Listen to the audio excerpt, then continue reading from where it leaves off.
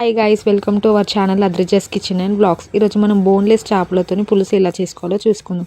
చేపలు ఎంత కడిగినా నీచు వాసన వస్తుంది. నీచు వాసన పోవాలంటే కల్లుప్పు, కొంచెం లెమన్ వేసి బాగా పిసికి ఒకసారి కలుపుకోవాలి. బాగా కలిపిన తర్వాత ఒకసారి వాష్ చేసుకున్న తర్వాత రుచికి సరిపోయేంత ఉప్పు, కారం, పసుపు, ధనియాల పొడి, జీలకర్ర పొడి, మెంతు పొడి వేసి బాగా కలుపుకోవాలి.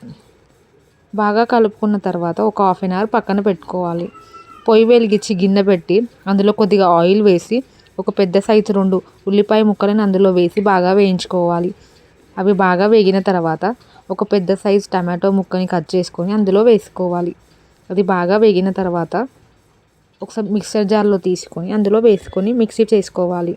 చేసుకున్న తర్వాత కడాయి పెట్టి అందులో తగినంత ఆయిల్ వేసి 2 పచ్చిమిర్చి చీలికలు, ఒక చిన్నగా కట్ చేసిన ఉల్లిపాయ ముక్కను వేసి బాగా వేయించుకోవాలి.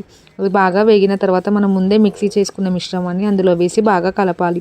ఒక పెద్ద నిమ్మకాయ సైజ్ అంత చింతపండుని నానబెట్టుకొని గుజ్జు మొత్తం అందులో వేసుకోవాలి. వేసిన తర్వాత రుచికి సరిపోయేంత వాటర్ వేసి మనం ముందే మ్యారినేట్ చేసి పెట్టుకున్న ఫిష్ ముక్కలని ఒకదానికొకటి తగలకుండా దూరం పెట్టుకోవాలి.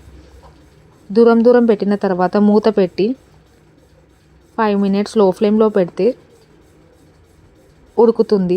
ఒకసారి బాగా తీసిన తర్వాత గంటతో కాకుండా ఇట్లా కదుపుతూ ఉంటే ముక్కలు విడిపోకుండా ఉంటాయి.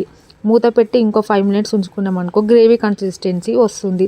చారు మరీ నీళ్ళలాగా కాకుండా మరీ గట్టిగా కాకుండా నేను చూపిస్తున్న కన్సిస్టెన్సీలో ఉంటే టేస్ట్ చాలా బాగుంటుంది. వేడివేడిగా అన్నంలో వేడివేడి చేపల పులుసు వేసుకొని తింటే టేస్ట్ చాలా బాగుంటుంది. ఇలా చాలా సింపుల్గా చేపల పులుసు చేసుకోవచ్చు. వీడియో చూడడమే కాకుండా సబ్స్క్రైబ్ చేసుకోండి.